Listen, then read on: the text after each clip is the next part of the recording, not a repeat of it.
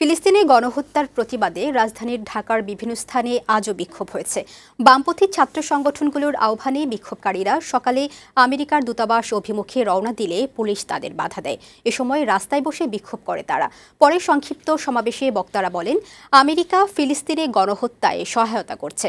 এ সময় গণহত্যা বন্ধের দাবি জানান তারা। তারেক শিকদারের প্রতিবেদন। হাতে সাদা কালো লাল সবুজ রঙের পতাকা আর ব্যানার, মাথায় স্কার্ফ, তাতে লেখা আছে ফ্রি ফিলিস্তিন, স্টপ জেনোসাইড। বৃহস্পতিবার সকালে রাজধানীর বাড্ডা এলাকার চিত্র এটি। এদিন ফিলিস্তিনে গণহত্যা বন্ধের দাবিতে ঢাকার রাস্তায় বিক্ষোভ করেছে বিভিন্ন সংগঠন।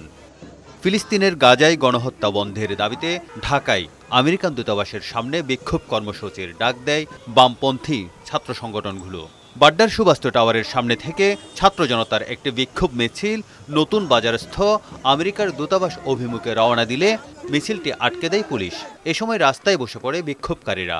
আমরা আসলে ফিলিস্তিনের পক্ষে আছি, যে কোনো নিপীড়িত মানুষের পক্ষে আছি। সেই জন্য আজকে আমরা আমেরিকান এমবাসির সামনে এই প্রতিবাদটি জানাতে। ফিলিস্তিনের উপর যেই নির্মম অত্যাচার হচ্ছে, গণহত্যা হচ্ছে, আমরা মানুষ হয়ে চাই না যে তাদের উপর এইভাবে অত্যাচার হোক। জেনোসাইড হচ্ছে, সেখানে তারা নিশ্চুপ, বরঞ্চ তারা সহায়তা করছে এই বাইডেন প্রশাসন। এ সময় বিক্ষোভকারীরা ইসরায়েল ও যুক্তরাষ্ট্রের বিরুদ্ধে বিভিন্ন স্লোগান দিতে থাকে। অবিলম্বে গাজায় গণহত্যা বন্ধের দাবি জানায় তারা। সংক্ষিপ্ত সভায় বক্তারা বলেন, আমেরিকা ফিলিস্তিনে গণহত্যায় সহায়তা করছে, সেখানে ইসরায়েলের গণহত্যা ও দখলদারিত্ব বন্ধ করতে হবে। যুক্তরাষ্ট্রকে আমরা পরিষ্কার করে বলতে চাই, একদিকে মানবাধিকার গণতন্ত্রের কথা বলবেন, আর ওই প্যালেস্টাইনের গণহত্যায় সহায়তা করবেন। মানুষ আপনাদের এই সব কথা বিশ্বাস করবে না। এদিকে বিকেলে ঢাকা বিশ্ববিদ্যালয় এলাকায়ও গাজায় গণহত্যার প্রতিবাদে বিক্ষোভ সমাবেশ অনুষ্ঠিত হয়।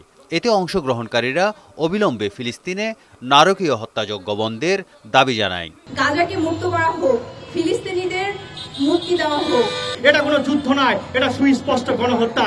তারা বলেন, মানব সভ্যতার সবচেয়ে বড় অত্যাচার হচ্ছে ফিলিস্তিনিদের উপর।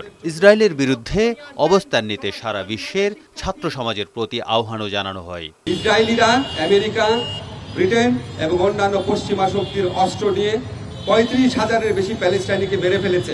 এ সময় স্বাধীন ফিলিস্তিনের দাবিতে বিক্ষোভকারীরা মানব পতাকা প্রদর্শন করে। তারেক শিকদার, বৈশাখী সংবাদ, ঢাকা।